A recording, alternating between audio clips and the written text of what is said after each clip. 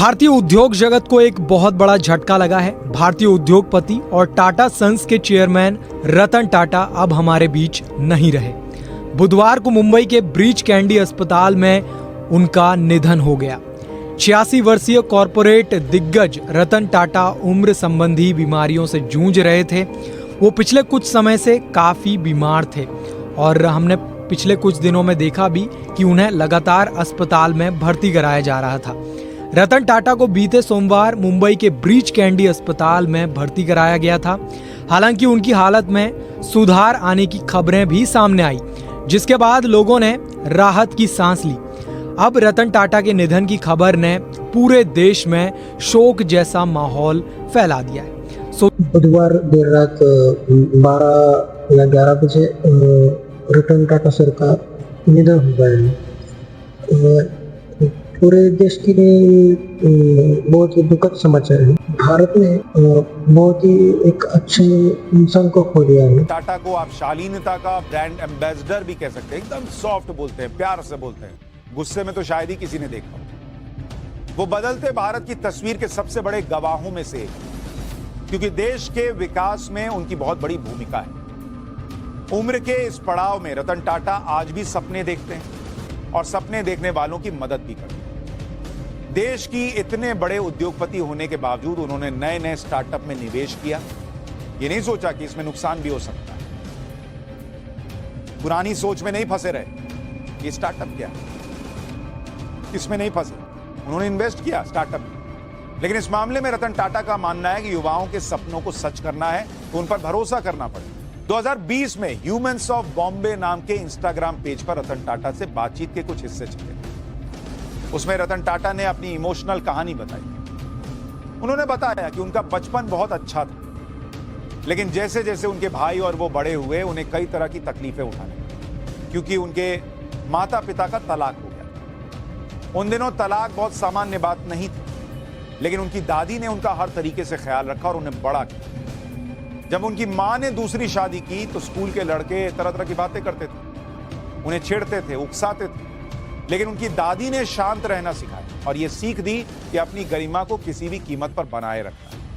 और ये वो संस्कार हैं जो आज तक उनके साथ बने हुए, जो इतना वो सॉफ्ट और शालीन है, वो उस जमाने में जीवन ने उनको सिखा दिया, उनकी दादी ने उनको सिखाया।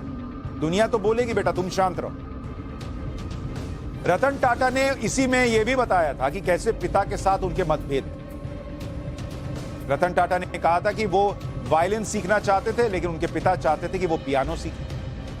रतन टाटा अमेरिका में पढ़ना चाहते थे, उनके पिता चाहते थे कि वो इंग्लैंड में ही पढ़ाई करें। रतन टाटा आर्किटेक्ट बनना चाहते थे, लेकिन उनके पिता चाहते थे कि वो इंजीनियर बने। रतन टाटा ने बताया कि उनकी दादी ना होती तो वो अमेरिका के कॉर्नेल यूनिवर्सिटी में पढ़ाई के लिए नहीं जा पाते।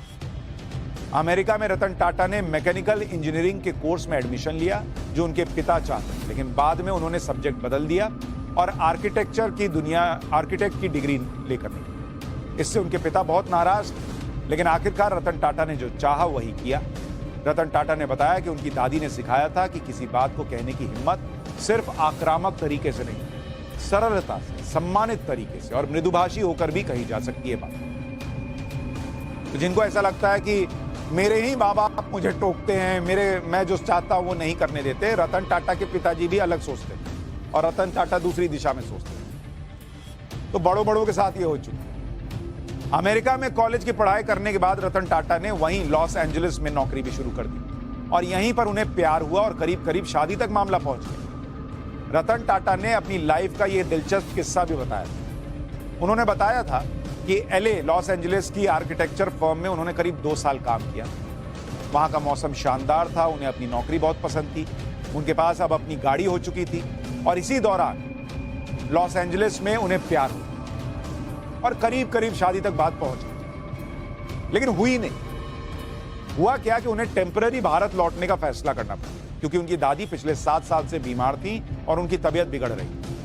रतन टाटा ने सोचा कि जब वो भारत लौटेंगे तो उनके साथ वो लड़की भी भारत आ जाएगी जिससे वो शादी करना चाहते हैं। लेकिन उस वक्त 1962 के भारत चीन युद्ध की वजह से लड़की के माता पिता इस बात के लिए तैयार नहीं थे कि वो लड़की भारत आए और इस वजह से उनकी शादी की बात वहीं पर खत्म। 2011 में अमेरिकी न्यूज चैनल CNN इंटरनेशनल को दिए इंटरव्यू में रतन टाटा ने बताया था कि उनके जीवन में 4 बार ऐसा हुआ कि बात शादी तक पहुंची। 4 बार बात शादी तक पहुंची, लेकिन हर बार किसी ना किसी डर से वो शादी से पीछे हटे। हर मौका अलग किस्म का था, लेकिन जब वो इन मौकों से जुड़े हुए लोगों को अब देखते हैं तो लगता है कि शादी ना करने का फैसला बुरा नहीं था। उनका मानना था कि अगर शादी हो जाती तो शायद उनके लिए चीजें और जटिल हो जाती। अब इसका मतलब ये नहीं कि आप शादी करना छोड़ दें।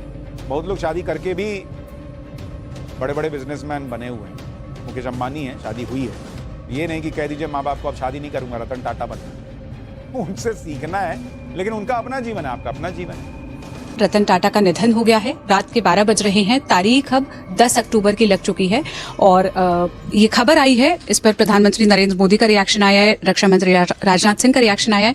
मेरे साथ न्यूज रूम में साकेत मौजूद हैं। आप लगातार इन अपडेट्स को फॉलो कर रहे हैं साकेत, ये आधिकारिक पुष्टि भी हो गई है इस खबर की? हाँ, अभी जो टाटा सन्स के जो चेयरमैन हैं एन चंद्रशेखरन, उनका बयान आया है। उसके बाद इसके पहले भी खबर चल रही थी कि बहुत देर से उन्हें मुंबई का जो ब्रीच कैंडी अस्पताल है वहाँ भर्ती कराया गया था, और उसके बाद से मतलब लगातार चल ही रहा था कि बहुत ज़्यादा क्रिटिकल हैं। जो 7 अक्टूबर को एक खबर आई थी पहले कि उनको भर्ती कराया गया, लेकिन बाद में उन्होंने खंडन किया था इसका कि टेंशन लेने की ज़रूरत नहीं है सबको। खुद उनका ट्वीट आया था, एक मैं दिखाता हूँ। उन्होंने बोला था कि एज रिलेटेड इशू के कारण मैं अपना मेडिकल जो रूटीन चेकअप होता है वो करवाने आए थे। कि नरेंद्र मोदी का ट्वीट आया है, प्रधानमंत्री का 2-3 उन्होंने ट्वीट किया है लगातार, उनके साथ अपनी फ़ोटो शेयर की है। आप दिखाइए इसे। पीएम मोदी ने लिखा है कि श्री रतन टाटा जी was a visionary business leader, a compassionate soul, an extraordinary human being. He provided stable leadership to one of India's oldest and most prestigious business houses. At the same time, his contribution went far beyond the boardrooms. He ended himself in the several people thanks to his humility, kindness and unwavering commitment to making our society better.